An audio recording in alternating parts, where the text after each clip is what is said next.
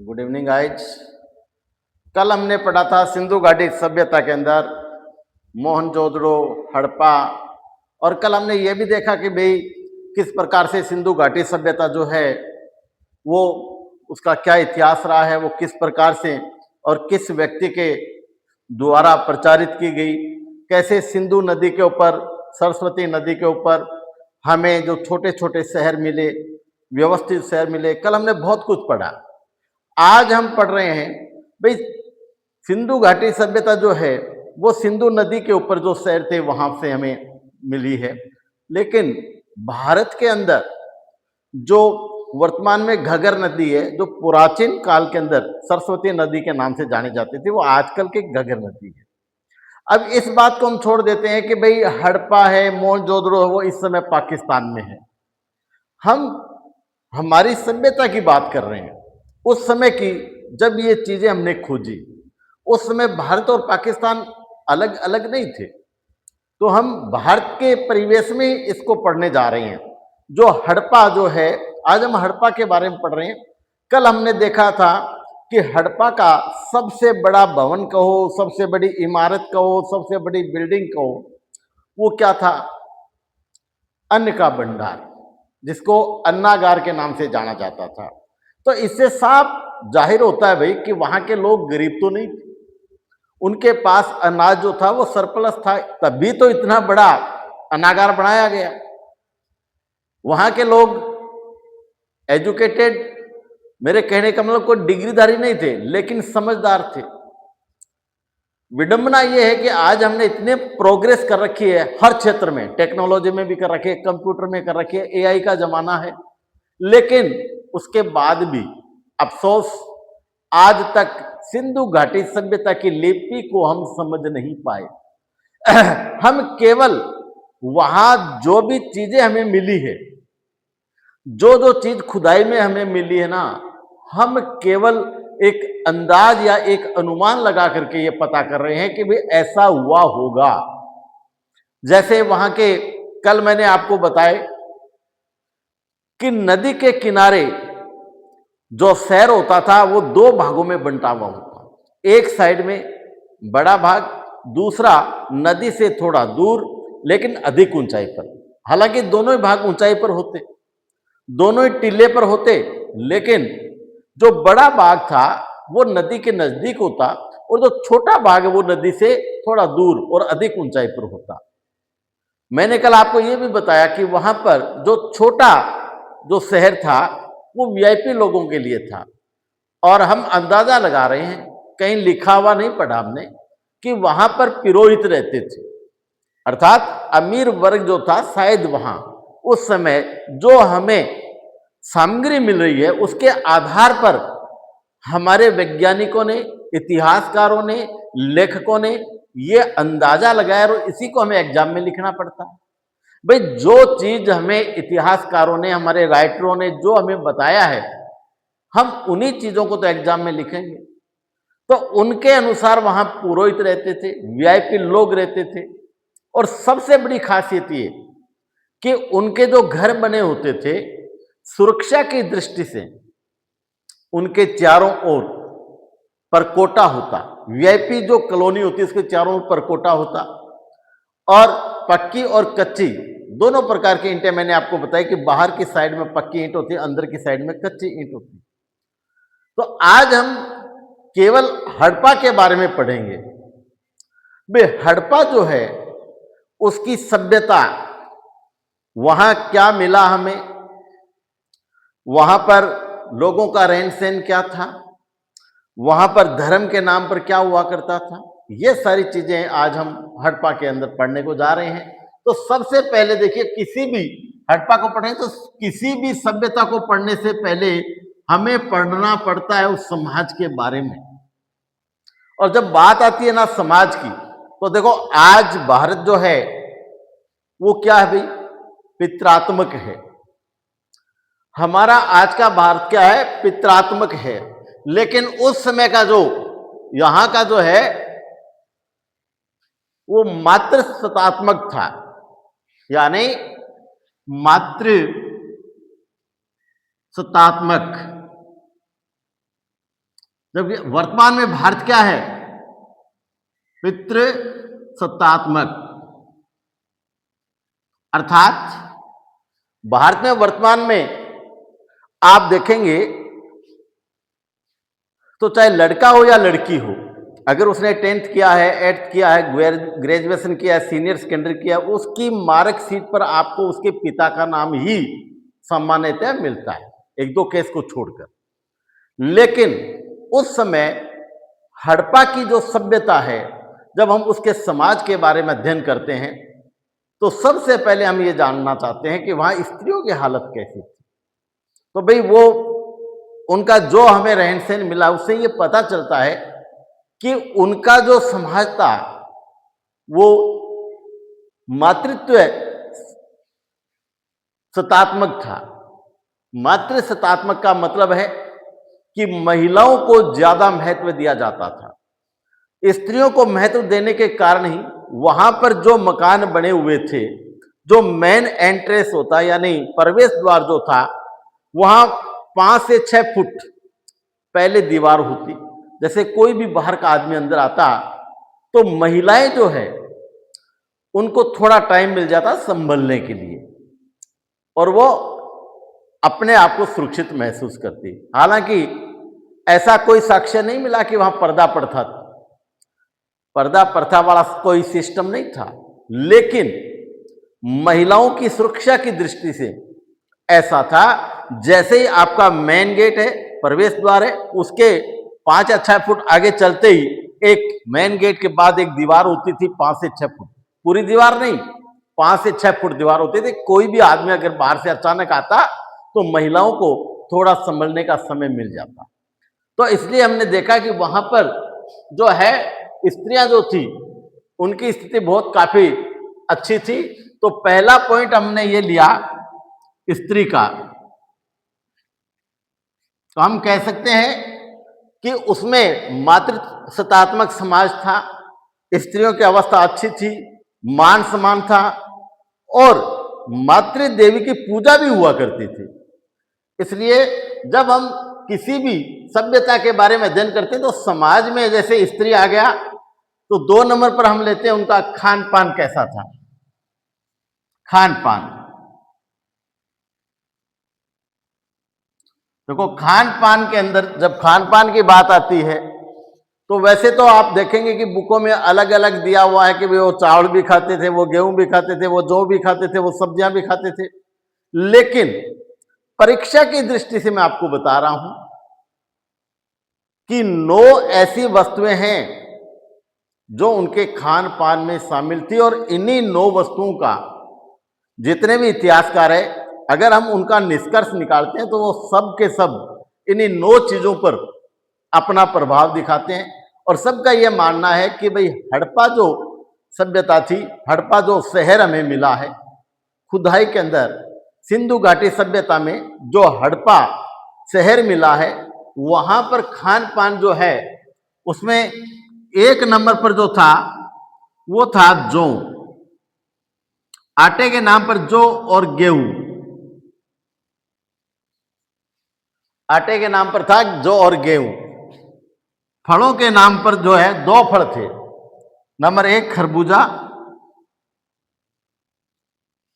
और दूसरा तरबूज। कपड़े के लिए तीसरा था कपास, कपास के बाद में सब्जी के नाम पर था मटर और उसके बाद में आप देखेंगे मटर के बाद में तेल, सरसों और राई। अगर एग्जाम में आपको पूछा जाता है कि हड़प्पा में खान पान के अंतर्गत कौन कौन से फल, तो आपको नाम देना है खरबूजा और तरबूज। खरबूजा और तरबूज। फसल के लिए पूछा जाए तो कपास, सब्जी में मटर और तेल, सरसों और राई तथा आटे के लिए जौ और गेहूं। ये खान पान था उनका। लेकिन इनको हम शाकाहारी भी कहते हैं और मांसाहारी। आप देखो, शाकाहारी का नाम आता है जब तो आप देख रहे हैं कि यहाँ ये सारी की सारी चीजें हमें मिली है, तो ये तो सारी शाकाहारी है ना। और मांसाहारी का हम क्यों कहते हैं? क्योंकि हड़प्पा के अंदर जो घर थे उनमें रसोई घर पाया गया है, किचन मिला है।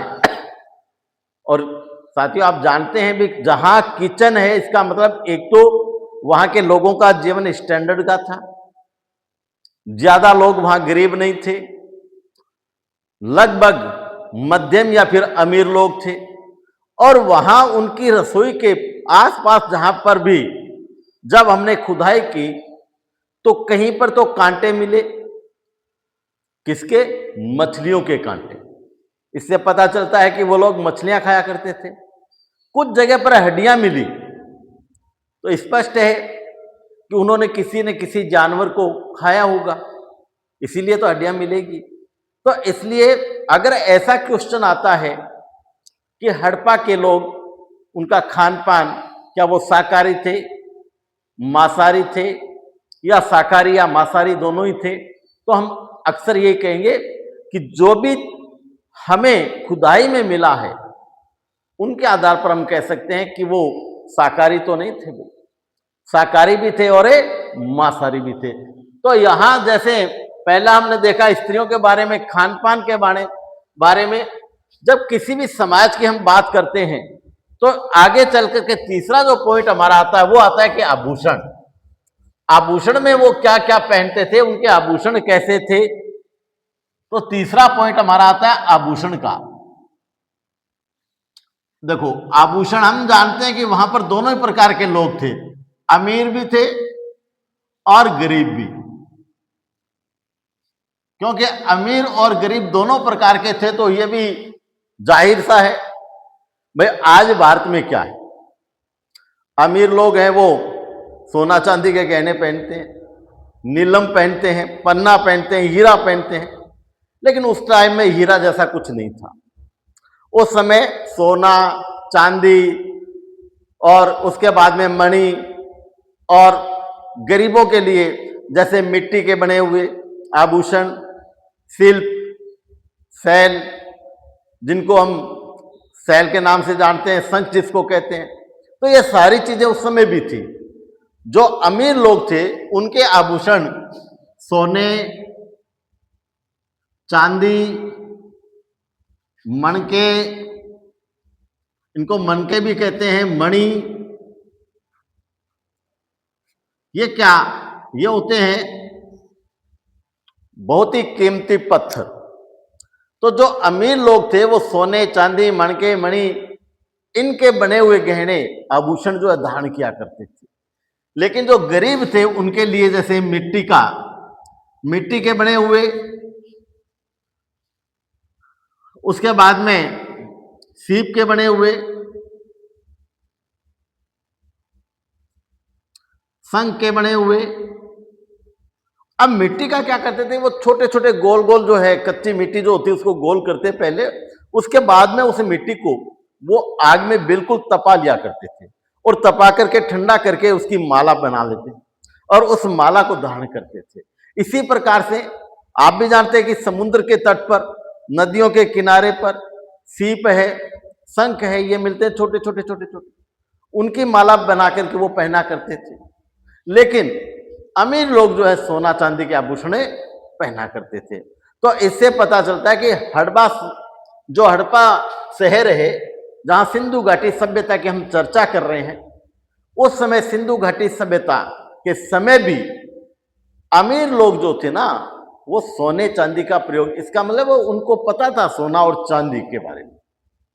तो हम कह सकते भी सोना चांदी मार्केट में तो ऐसे तो मिलता नहीं, जमीन से निकाला भी है, उसको गलाया भी है, तपाया है, तभी तो वो प्राप्त हुआ। तो यहां उन लोगों में हजारों वर्ष पहले कितनी आईक्यू थी, कितनी समझ थी, ये सोचने के लिए हमें बाध्य करता है। आज टेक्नोलॉजी का जमाना है, मशीनी युग है, कंप्यूटर का युग है, लेकिन भैया उस टाइम न तो कोई कंप्यूटर था, न कोई टेक्नोलॉजी थी, केवल आदमी की समझ थी। और उस समझ के आधार पर ये लोग इतना एडवांस थे। उनका शहर अगर हम देखते हैं तो वेल प्लान से बनाया हुआ था, वेल प्लान शहर था। कोई भी शहर जो है इतना योजबद्ध तरीके से बनाया हुआ था पानी की निकासी के लिए और के लिए। आज हमारे बड़े बड़े शहर, अरे सीकर जिसको शिक्षा नगरी कहते हैं, अगर वहां पर भी अगर मार्केट में थोड़ी सी भी बारिश आ जाती है तो मार्केट से निकलना मुश्किल हो जाता है, जाम लग जाता है वहां पर और कोई भी आदमी मार्केट से पार नहीं जा सकता। तो इस प्रकार जबकि सिंधु घाटी सभ्यता के समय यानी हजारों 5,000 वर्ष पहले भी क्या था, 5,000 वर्ष पहले भी वहां पर क्या था भी, सोने और चांदी के बारे में उनको नॉलेज था। कैसे पता किया उन लोगों ने? जमीन को खोदा भी है, निकाला भी है, तपाया भी है और उसके बाद में उसको शुद्ध भी किया है, उसका निर्माण कार्य भी किया है, उससे फिर आगे उन्होंने बढ़ा है। तो हम तीसरा पॉइंट जो है वो पढ़ा भाई आभूषण का। अब हम देखते हैं कि वहां किस नस्ल के लोग पाए जाते थे, प्रजाति कह सकते हो या फिर नस्ल। तो सिंधु घाटी सभ्यता के अंदर कौन कौन सी प्रजाति के या नस्ल के लोग वहां हमें देखने को मिले हैं। और तो जब प्रजाति की बात करते हैं तो 4 प्रकार के प्रजाति के लोग थे वहां। प्रजाति या आप कह सकते हैं नस्ल। हड़प्पा के अंदर 4 प्रकार की प्रजाति मिली है वहां पर।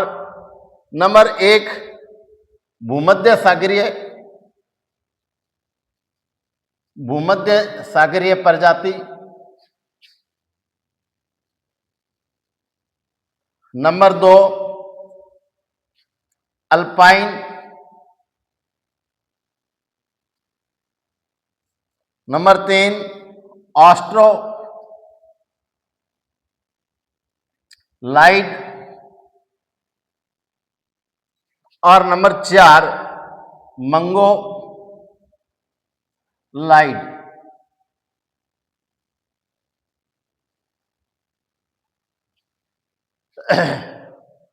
हड़प्पा के अंदर जो चीजें हमें मिली है,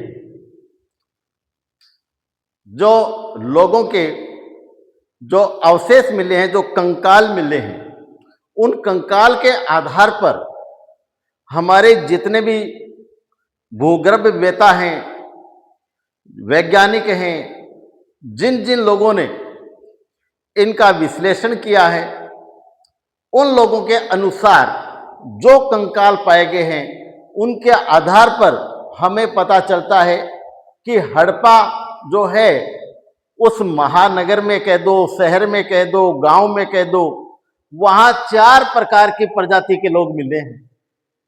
पहला है भूमध्य सागरीय प्रजाति। अब यह भूमध्य सागरीय प्रजाति के जो लोग थे वो कद के लंबे थे, पतली नाक थी और ऐसे लोगों का रंग गेहुआ कलर था, न गोरे और न काले। तो भूमध्य सागरीय प्रजाति के जो लोग पाए गए थे, कंकाल के आधार पर यह पता चला है कि वो शायद कद के लंबे मिले होंगे, पतली नाक के और लंबा जबाड़ा। जबाड़ा भी उनका लंबा लेकिन गेहुआ रंग के थे। दूसरा आप देख रहे हैं अल्पाइन। जो अल्पाइन के लोग मिले हैं ये मध्यम कद के लोग थे, मध्यम कद था इनका और ये रंग के सांवले थे, ज्यादा गोरे नहीं थे, सांवले रंग के थे। लेकिन जबाड़ा जो है इनका वो लंबा था। लेकिन सबसे ज्यादा आपको इसके बारे में जानकर के हैरानी होगी, ऑस्ट्रोलाइड प्रजाति के लोग जो पाए गए हैं ना, ये आपके साउथ अफ्रीका के लोग जो हैं उनसे मिलते जुलते थे। अच्छा लंबा कद, चौड़ा मुंह और बिल्कुल काला रंग, काले रंग के होते थे और चौड़ा नाक होता था, इस प्रकार के थे। तो ये कई बार एग्जाम में पूछ लिया जाता है, प्रत्येक प्रजाति के बारे में पूछ लिया जाता है कि जैसे जो रंग के काले, लंबाई कद के लंबे, चौड़े नाक वाले कौन सी प्रजाति के थे, तो आपको उत्तर देना है ऑस्ट्रोलॉइड। या ऐसा आ जाए कि सिंधु घाटी सभ्यता के अंदर हड़प्पा में पाई गई प्रजाति के ऑस्ट्रोलॉइड में लोगों का कैसा रंग रूप था, कैसा आकार था, किस प्रवृत्ति के थे, किस नस्ल के थे, तो आपको इस प्रजाति के बारे में बताना पड़ेगा कि लंबा कद था, चौड़ा नाक और काले रंग के थे। फिर है मंगोलाइड। ये मंगोलाइड जो थे, इनका कद छोटा, गोल मटोल होते थे, गोरे या पीले कलर के, लगभग गोरे पीले रंग के हुआ करते थे, और नाक भी इनका छोटा हुआ करता था। इस प्रकार से अलग अलग हमने प्रजातियों को देखा है भाई। तो ये जो हड़प्पा है, यहां पर आता है कि भाई कितने प्रकार के प्रजाति के लोग थे। तो एक तो भूमध्य सागरीय प्रजाति के, अल्पाइन, ऑस्ट्रेलॉइड और मंगोलाइड। इसके बाद में हम देखते हैं कि इस समाज के अंदर जब हमने नस्ल की बात कर ली, तो अब हमें देखना होगा कि कैसे कपड़े पहनते थे, पोशाक, कपड़ा या पोशाक कैसी थी, कपड़ा या पोशाक।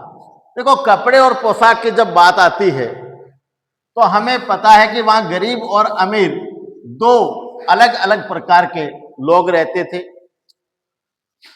तो हम पोशाक की बात करते हैं या कपड़े की बात करते हैं, तो जो अमीर लोग थे वो कैसा कपड़ा पहनते थे और गरीब कैसा कपड़ा पहनते थे। कपड़ा भी दो प्रकार के पहनते थे, एक तो सूती और दूसरा ऊनी। सूती कपड़े दो प्रकार के होते थे, एक तो सादा और दूसरा कढ़ाईदार।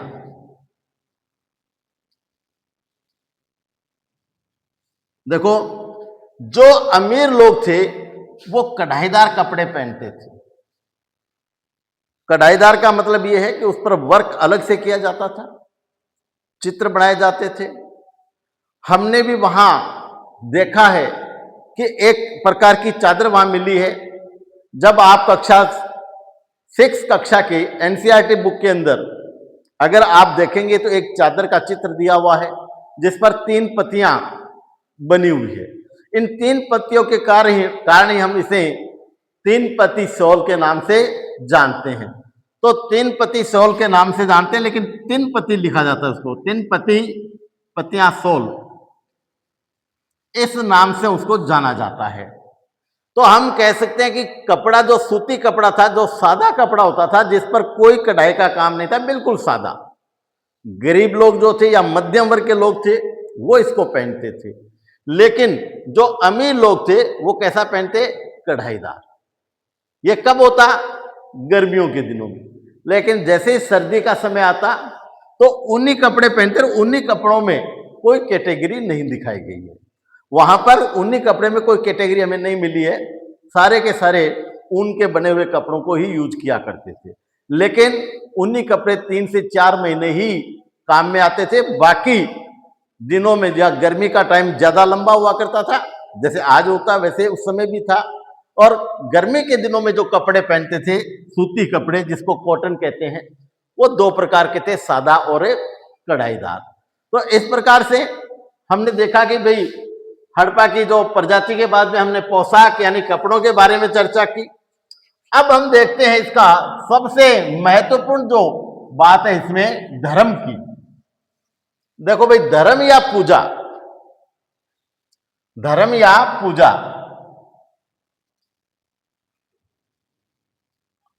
बड़ी खुशी के साथ कहना पड़ रहा है कि सिंधु घाटी सभ्यता के समय कोई धर्म नहीं था। हिंदू, मुस्लिम, सिख, ईसाई, ऐसा कोई धर्म नहीं था। केवल एक धर्म था, वो था इंसानियत का। कहीं भी मंदिर नहीं मिला, मस्जिद नहीं मिला, गुरुद्वारा नहीं मिला, चर्च नहीं मिला, तो हम ये नहीं कह सकते कि वहां अलग अलग धर्म के लोग रहते थे। जो सिंधु घाटी सभ्यता की खुदाई, सिंधु घाटी की जो हमने खुदाई की है, वहां पर ऐसा कोई साक्ष्य नहीं मिला कि हमें पता चले कि वहां कोई मंदिर था। हमें ऐसा कुछ नहीं मिला जिससे हम कहें कि वहां पर अलग अलग धर्म के लोग रहते थे। लेकिन हाँ, पूजा के लिए हम कह सकते हैं वहां पूजा जरूर की जाती थी, और पूजा भी मातृ देवी की जाती थी। कई बार पूछा जा सकता है सिंधु घाटी सभ्यता के अंदर या सिंधु घाटी सभ्यता के अनुसार किस देवता की पूजा होती थी, तो मातृ देवी की, या हम कह सकते हैं पशुपतिनाथ की। पशुपतिनाथ कौन था भाई? शिव जी। शिव जी की पूजा के भी संकेत मिले हैं जो हम देखेंगे। तो धर्म के नाम पर हम कह सकते हैं कि भाई वहां पर ऐसा कुछ नहीं मिला, लेकिन वहां एक मोहर मिली। बहुत ही महत्वपूर्ण है, इस पर पूरा ध्यान देना। कई बार इस पर प्रश्न पूछे जाते हैं और बच्चों के याद नहीं रहता, लोग कहते हैं कि पता नहीं कैसे हमें याद नहीं रहता। इस पर ऐसे प्रश्न पूछे जाते हैं कि मोहर में कितनी प्रजाति के जानवरों की बात कही गई है, या कितनी प्रजाति के जानवर, तो है 5 प्रजाति के। और जब ये कहे कि कितने जानवरों को दर्शाया गया है, तो है 6। और यह पूछा जाए कि जो मोहर है उसके ऊपर किसका चित्र बना हुआ है, तो हम कहेंगे पशुपतिनाथ का, अर्थात शिव जी का। कैसे पता चलता है? क्योंकि एक मूर्ति दिखाई देती है, मोहर के ऊपर एक मूर्ति दिखाई देती है, उस मूर्ति के अंदर त्रिशूल साफ दिख रहा है, और उसी त्रिशूल से हम पता लगाते हैं कि भाई यहां पर शिव जी का चित्र रहा है, या शिव जी की मूर्ति रही है जिसकी उन लोगों ने पूजा की है। तो देखो, इसमें हमें यह देखना होता है, मोहर जो है वो इस प्रकार से, जैसे एक मोहर है, यह मोहर बनी हुई है। इसमें यहां आप देखेंगे कि एक फोटो बनी है,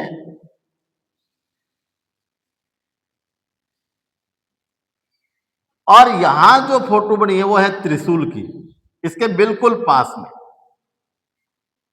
और यहां 2 जानवर है, यहां 2 जानवर है, और यहां भी 2 जानवर की प्रजाति के हैं। देखो, सबसे ऊपर जो दिखाया हुआ है वो है हाथी, एलिफेंट। दूसरा है बाघ, टाइगर। यहां तीसरा है गेंदा, जिसको हम कहते हैं गेंडा, और यहां है भैंसा। लेकिन यहां दोनों हिरण हैं, इसलिए 2 हिरण हैं। जब जानवर की बात आए तो 1 2 3 4 5 6। अगर हमें यह पूछा जाता है कि मोहर में कितने जानवरों की बात की गई है या कितने जानवर दिखाई देते हैं, तो पूरे आप देख रहे हैं 6 जानवर हैं। लेकिन प्रजाति पूछी जाए तो 1 2 3 4 5 प्रजाति का जहां नाम आएगा तो हम कितनी प्रजाति बताएंगे भाई? 5 बताएंगे। तो आप इस चित्र की सहायता से अच्छी तरह समझ सकते हो, ऐसी मोहर बनी हुई है।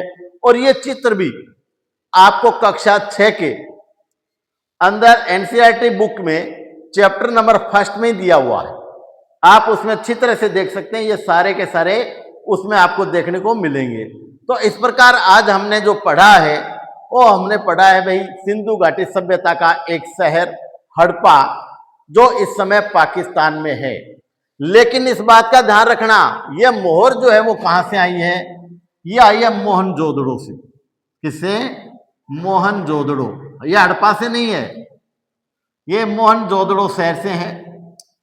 और इस मोहर को लाने वाला जो था वो था मेके। इसकी खोज किसने की है भाई? मेके ने की है। लेकिन जिसने पूरी दुनिया को 1924 में इसके बारे में बताया वो था जॉन मार्शल। John Marshall. इस पर क्वेश्चन जरूर पूछा जा सकता है कि यह मोहर, क्योंकि हड़प्पा के बारे में हम पढ़ रहे हैं, लेकिन यह मोहर किसकी देन है? मोहनजोदड़ो की। मोहनजोदड़ो में मेके नामक व्यक्ति ने इसकी खुदाई की, और इसका श्रेय किसको जाता है? जॉन मार्शल को। क्यों जाता है? कि जॉन मार्शल ने 1924 में पूरी दुनिया को बताया था कि भारत के अंदर एक पुरानी सभ्यता का पता चला है सिंधु नदी के किनारे, इसलिए हमने उसका नाम सिंधु घाटी सभ्यता रखा है। और उस दौरान अलग अलग नहीं थे, केवल रोज शहर खोदे जा रहे थे। हमने पहले भी पढ़ा है 1921 से लेकर 1947 तक रोज हमने 2 से 3 शहरों का पता लगा रहे थे, अर्थात 40+ शहरों का हमने पता लगा लिया था। इसलिए जॉन मार्शल को लगा कि अब हम इस चीज को छुपा के नहीं रख सकते, हमें दुनिया को बताना चाहिए। और सन 1924 में ही उसने पूरी दुनिया को बता दिया कि भारत में सिंधु घाटी सभ्यता के अवशेष मिलने शुरू हुए हैं।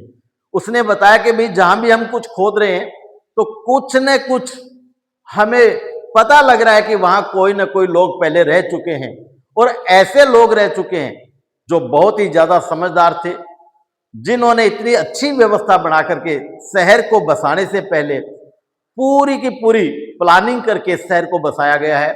ऐसी बातें उन्होंने बताई। तो आज हमने सिंधु घाटी सभ्यता के हड़प्पा शहर के बारे में पढ़ा। आशा करता हूं आप सबको पसंद आया होगा, अच्छी जानकारी आपको मिली होगी। और अगर आप इसी प्रकार की और जानकारी लेना चाहते हैं तो मेरे साथ जुड़े रहिए। राठौड़ सर का चैनल 2438 दबा करके लाइक करें, फॉलो करें, सब्सक्राइब करें। जय हिंद, जय भारत।